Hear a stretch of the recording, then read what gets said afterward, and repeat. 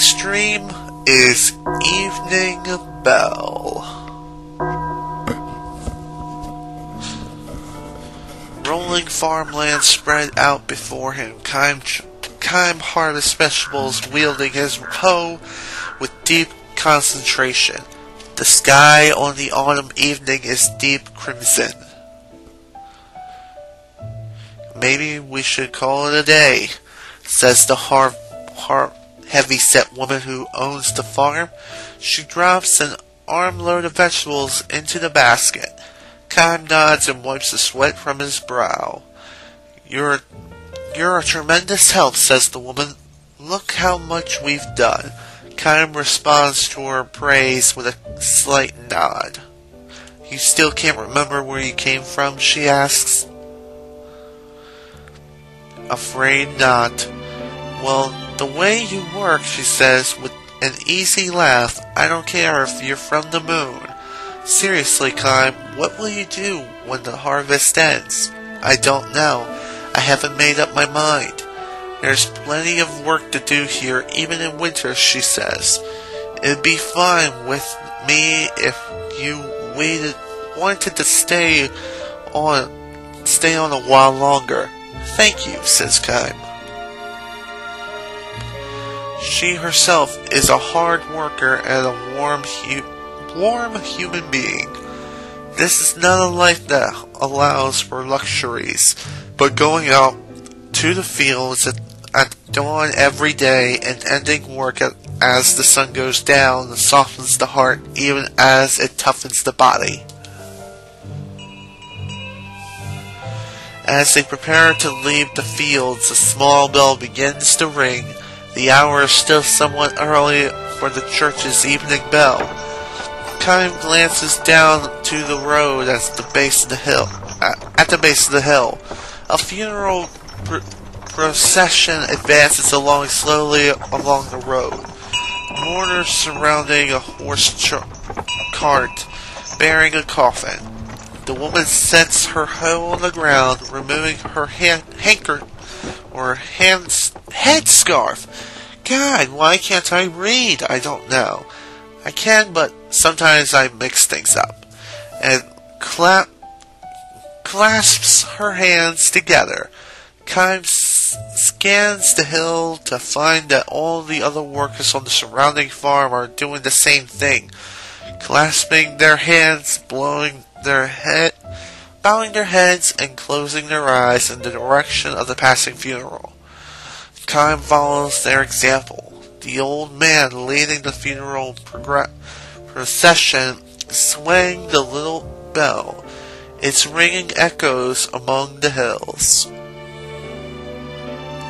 The mourners pass in silence. The woman in black veils.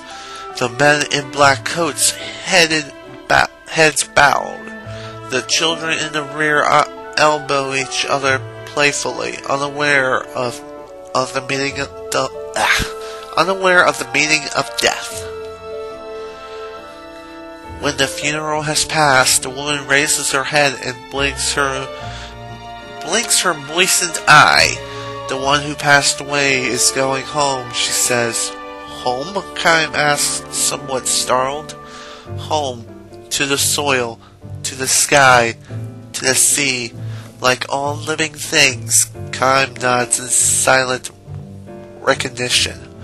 How many deaths has he seen in this endless long life of his? All those people leave this world of ours and we never see them again. In the sense, death is an infinitely sad event. That was it. If, however, we think that in dying they go back to their home somewhere, a certain comfort and even joy comes to mingle with the sadness. But Kiam, who can never grow old or die, can never go home. The woman scoops up a handful of earth and says with deep feeling, many lives have become a part of this soil. The lives of tiny living things we can't see. The lives of withered grass. If you think about it that way, our vegetables are made for us by the lives of many others. I see. Can I ask you a favor? Favor? I don't know. I'm going crazy apparently. Can I ask you a favor, Kiam? Of course.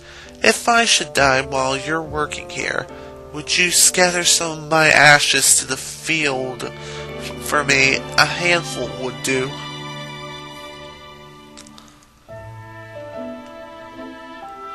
Kiam is at a loss for words.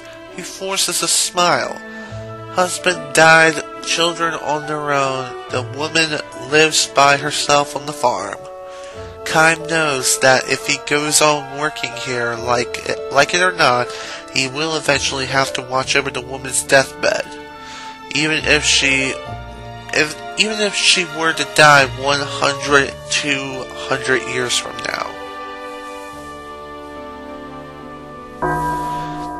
The church bell rings, signaling the end of the workday. The woman clasps her hands before her as she did when the funeral passed.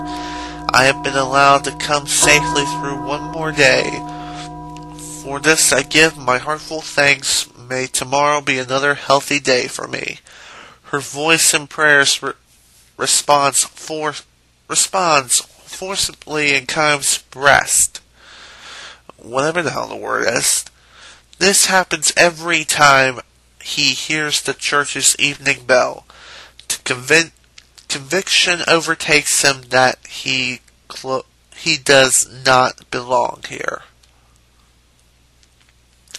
Ma'am, he says to the woman after the last chime responds.